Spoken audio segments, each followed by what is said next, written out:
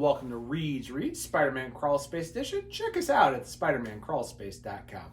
Well, I'm here to review, of course, the next issue of Spider-Man Beyond with, of course, issue 78, aka 879, the legacy number, as we go over the next half here of course, the Spider-Man Beyond saga with our buddy Ben Reilly. So let's get into the pros, shall we? Well, first of all, I really love the characterization that Kelly Thomas really puts in with the part of Sarah Pallin's art. I really love the quiet parts between Mary Jane and Black Cat as they talk about, the loves of Peter Parker and, of course, everything that happened with the little subplot why he is sitting in his coma, wakes up briefly. But they actually see a nice, normal conversation between Mary Jane and Felicia Hardy. It's actually really enjoyable. They're not attacking each other, they're not yelling at each other, they're actually showing like they actually have a mutual love for the same man, but at the same time respectful. And I really like that part. Also, we get some really interesting pieces with Janie and Ben, especially after Ben's been severely injured after what happened with his fight with Morbius, and she's showing the definitely caring of him, and of course why he's injured and so forth, how the Beyond Corporation is making it very difficult for her to actually be that loving girlfriend to support him. So there's really nice parts with the characterization. I also love the plot, as we find out that Colleen Wing and, of course, Misty Knight, the Daughters of the Dragon, are actually involved with Beyond Corporation for alternate reasons. They're trying to figure out exactly why do they need a superhero genre going much if they're buying up all the Spider-Man trademarks and related ones too, as we've seen recently here with previews. The Slingers are returning this February. Beyond's really getting into the superhero game, but they don't know why. And the fact that, of course, Monica Rambeau is, of course, behind everything, that she actually set everything up. We don't know if she's actually the regular 616 Spectrum Monica, or if she's the Next Wave alternate universe one from the Next Wave series from several years ago, which actually brought the Beyond Corporation in. So there's some really nice plots going on there. And also the sinister part that's really going on in the Beyond Corporation with Director Danger, the scientist, how she wants to think, if he was bit, maybe this could happen. We don't give him the anti-serum. Maybe he'll have spider vampire powers. Maybe that could do some other cool things with the branding. And the doctors look at her like, but we can't do that. That's not ethical. That's not safe. Don't you care about Ben Reilly's life? Oh, I suppose. So it really does throw out some areas where the Beyond Corporation does have a very sinister plot, but we knew this was happening. But I liked how this really gives an area. But that's the biggest problem with issue for the cons. I feel like Ben and Spider-Man are the guests in their own issue. Why the battle at the beginning with Morbius is really interesting, and the fact that we find out the Spider-Man suit is not as invincible. As I said last issue, felt like a non-cliffhanger. We found out the suit was not able to take care of the pieces of Morbius's bite and some of his strength abilities that, of course, the suit never meant to incorporate versus the UFOs.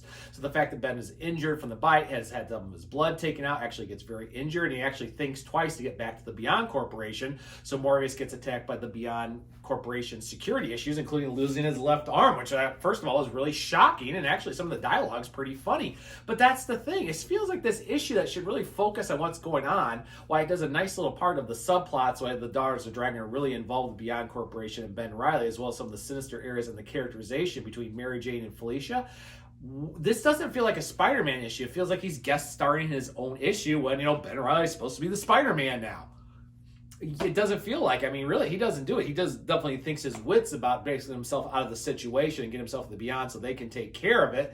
And as we find out, the Daughters of the Dragon take care of, along with, of course, Pulsar. But it's kind of interesting about how this all works, and we don't quite know what's going on. So it feels like it's a piece. We also don't really get what Morbius was really doing there issue. He definitely needed something with specific bloods, but it's kind of lost to actually being a point of the storyline.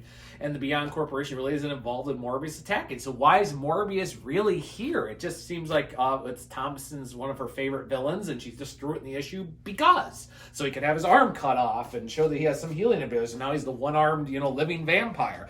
It's just kind of what? I don't get this. And then of course at the very end issue, when Ben's recovered and him and Jeannie actually go on a normal date, we see Craven 87, or the current Craven, sitting there watching him say, it could be the goodbye kiss. The dialogue makes absolutely no sense, since Craven is going to be the villain for the next couple issues. So when it gives us a cliffhanger, it just doesn't seem like in character. We have a lot of characterization that just seems off or just is missing in this issue, and it really brings it down. So I'm going to give it a C+. Why I really enjoyed the artwork as well as the subplots of what's going on with Beyond Corporation, and why and the Daughters of Dragon working with, of course, Monica, and of course some other things going on between Mary Jane and Peter Wise in the hospital that made story just kind of falls apart. So I'm going to give it a C+. There's not much else for me to say this issue. I'm just glad the story, two-part story arc is over, and I'm ready to see what they're going to bring on with Craven and what's going on with Peter and the return of Dr. Octopus. So that's nice, but seriously, don't get this issue. I'll give it a C+. And that's all I really have to say about this issue. So you know what? I'm going to call it right there before we go on to, of course, the 78 Beyond issue. It actually explains why the Daughters of the Dragon got involved in with the Beyond Corporation. Maybe a little bit more subplots of how Monica, Ramlo works into this. So I'm kind of looking forward to that issue. But of course, we got those filler issues already, and we still got 5 more months of this Spider-Man Beyond story. So. Oh, well, I'm still reading. That's good. But on that case, if you want my reviews as well as also other amazing, awesome reviews, go check us out at the Spider-Man Crawl Space. Look on our Discord and other social medias to hear about upcoming news as well as our reactions to the current issues of Spider-Man. And on that note, everybody, I will see everybody next week. Have a wonderful weekend, and I'll talk to you later on the Crawl Space.